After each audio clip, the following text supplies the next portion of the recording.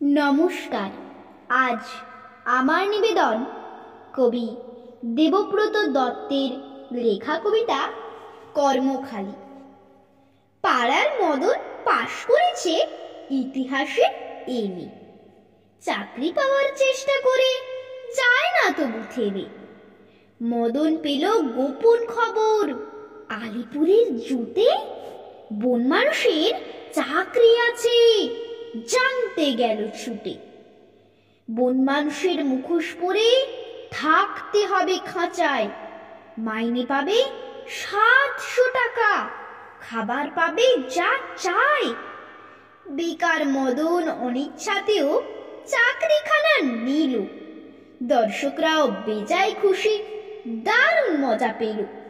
একদিন তো লম্ফ দিয়ে পড়ল পাশের খাঁচায়, পাশেই ছিল নেকড়ে বাঘ, কেই বা তাকে বাঁচায়।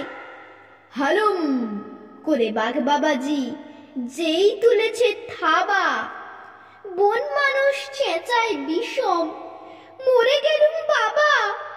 বাঘটা তখন বলল কানে, উঠছো কেন ঘেমে? আমিও ভাই তোমার মতন ইতিহাসের এমএ। নমস্কার।